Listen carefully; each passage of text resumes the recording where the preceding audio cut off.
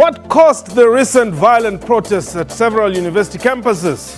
What led to the closure of KwaZulu-Natal University's Westville campus? Will the National Student Financial Aid Scheme's budget ever be enough? Who is supposed to ensure the safety and security of students on and off campus? What time is it? It's question time.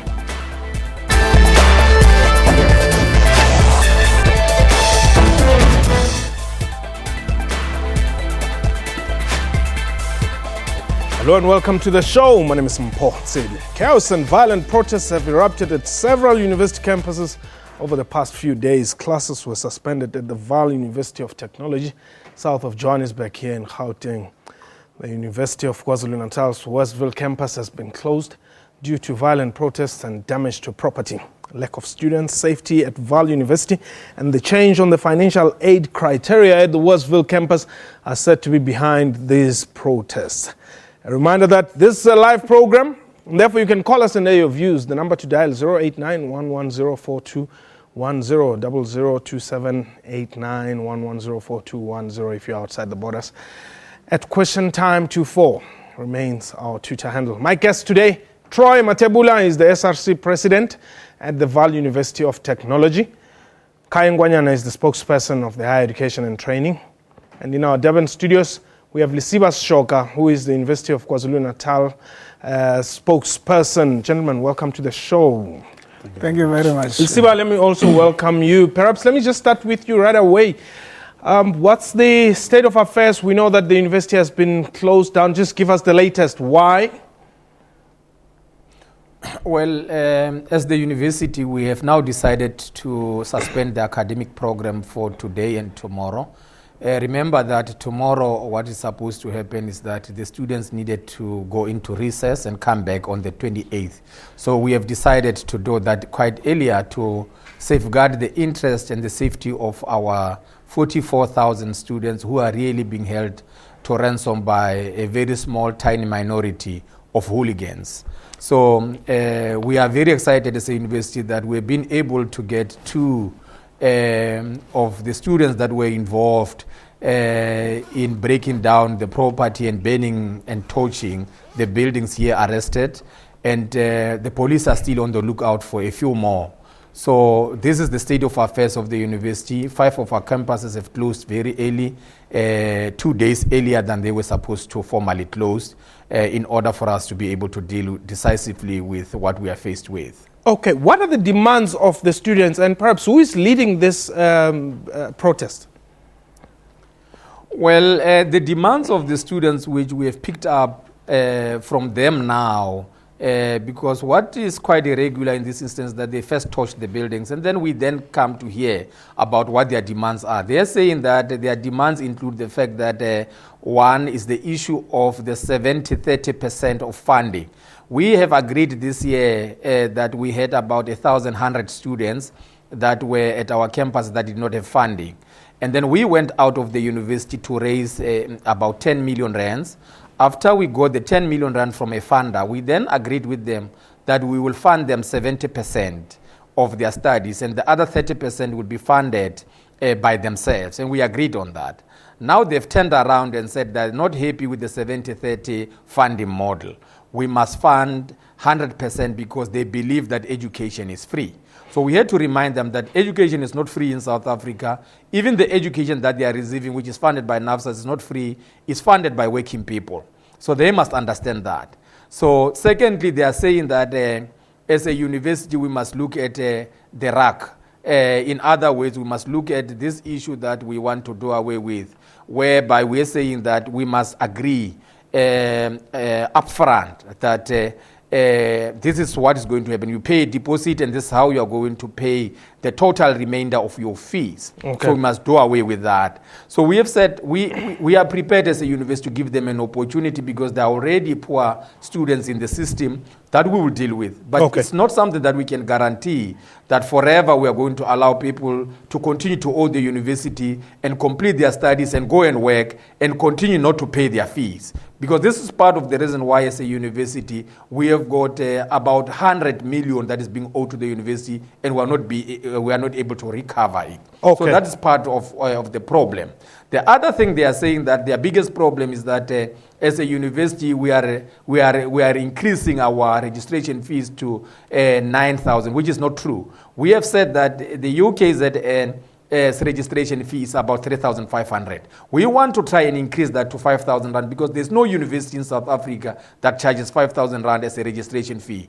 All the universities are charging from 7,500 upwards. And we are saying we want to try and make sure that the university remains accessible to our students. And this is why we are suggesting to them, we want to increase that to 5,000 rand. And they find that is a big problem for them. Okay. But we do not have a problem if that is a big problem for our students. We are saying, if it's a big problem, let them come to the negotiating table and convince us otherwise. They don't have to touch the buildings. Okay, hold it there. Troy?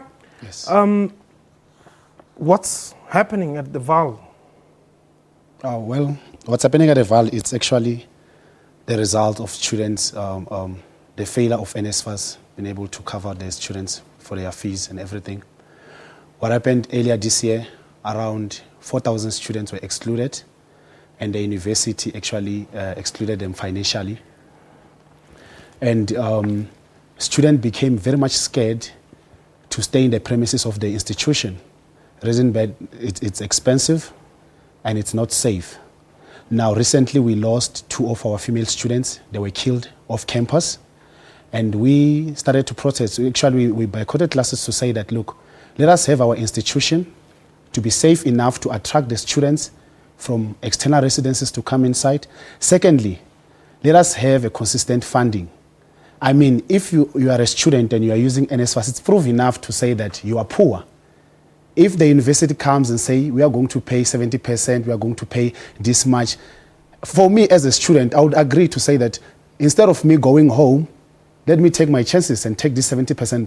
But we all know that there is no way I'm going to be able to raise the other amount. What happened this year, NSFAS gave students contracts to sign last year to say that we are going to pay for your fees. And come January, they were owing this institution more than 50,000 because residence is expensive. And all this money accumulates to close to 50,000. And the institution comes with a strategy which is called debt reduction strategy. What they do, they expect you to pay a certain percentage. For a person who owes more than 50,000, they expect you to pay around 50% of the money you owe. What happened is that January, they came with that resolution to say that all these people must pay, and all the students were using NSFAS. Okay. And no one could actually pay that. That's why we had about 4,000 students going home earlier this year. And everyone is running away from the institution to try and secure accommodation outside. And outside is not even safe. Kai, is this a crisis?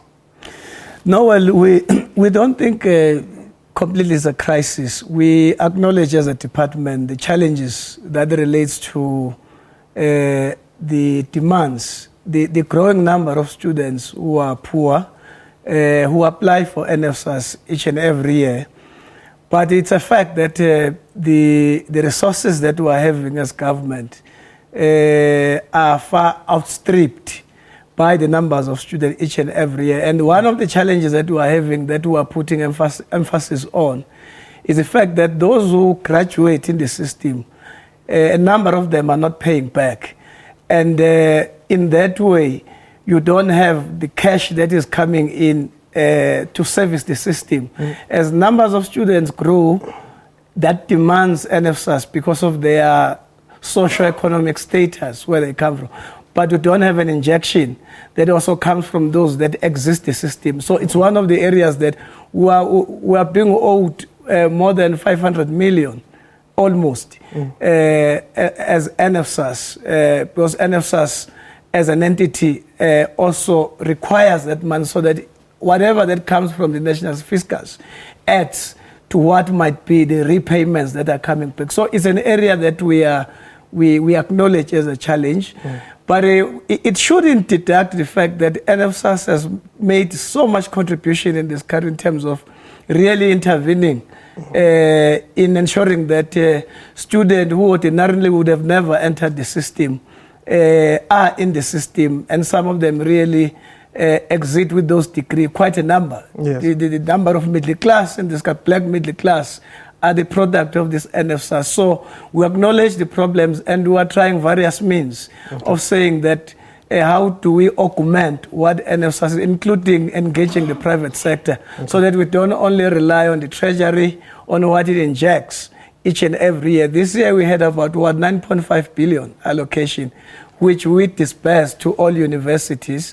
But as I'm saying, numbers grows every year. That 9.5 billion was, in terms of the headcount, was supposed to benefit for about 400 and 500,000 students, almost 500,000 of students in terms of the headcount. So again, we have a problem of corruption that we're attending to in the system, and some of the students who access NFSAS but not qualifying, but they falsify documentation and so on. And then genuine student who should be getting this day. It's we are speaking in millions here. That's why we're starting a forensic investigation. Okay, hold the thought there. I want us to take a break. When we return, we'll be taking your calls, 089-110-4210, if you're a student or perhaps a parent who's also affected by this unrest at these universities that we've mentioned, or any other university for that matter. We'll be taking your calls. The number to dial, 089-110-4210. This is Question Time. Please don't go away.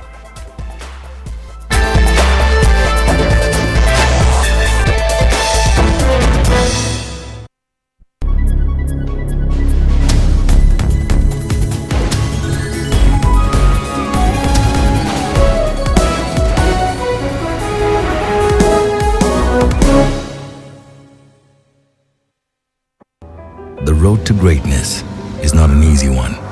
It's rough, tough, and full of barriers. And there's only one way to master it. Never, ever stop.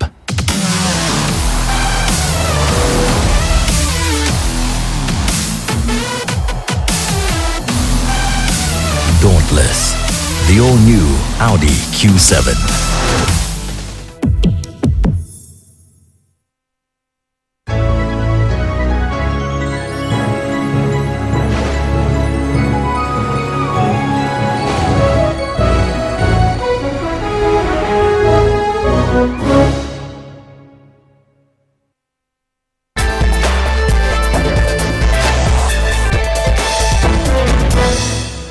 Welcome back. You're still watching Question Time. Today, my guest, Kai Nkwanyan, is the spokesperson of the Department of Higher Education.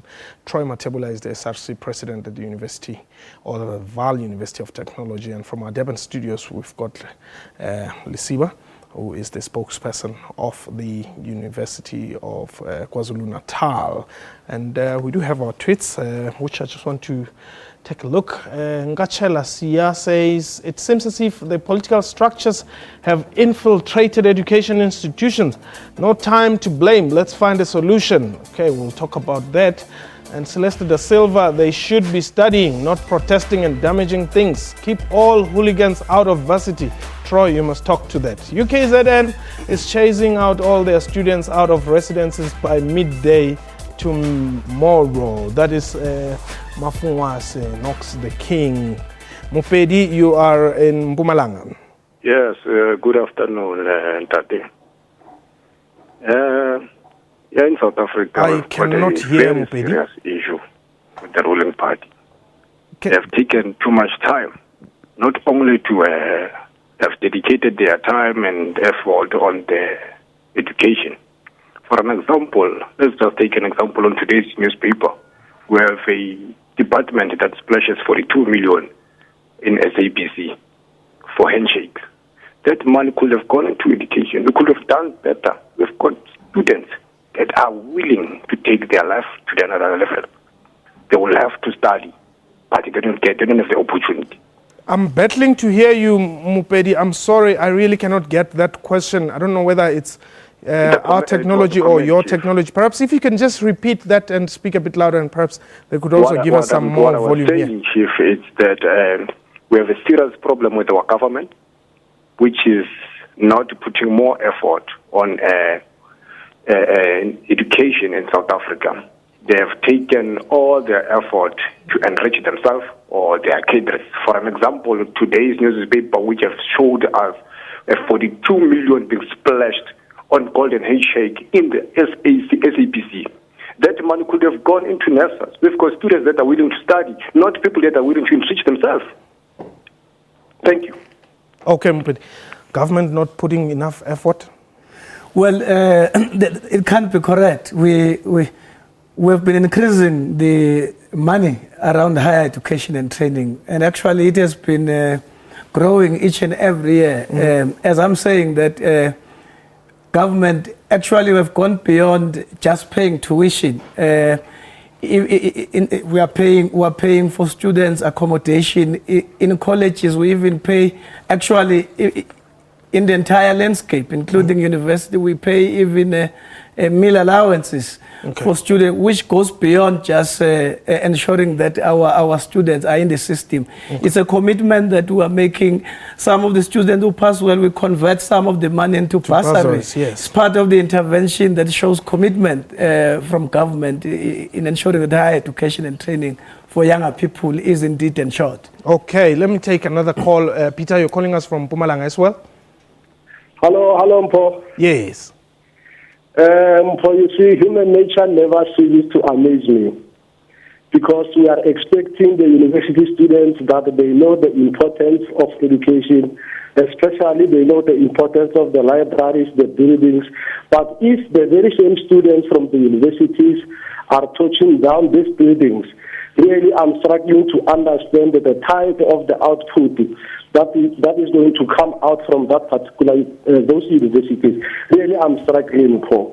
I know there are demands, but they are the peaceful way to register their demands, not by burning down the libraries. What the message are they bringing to the young ones who are doing the grade 7s down there, because they are the university students? I'm really concerned for. Thank you.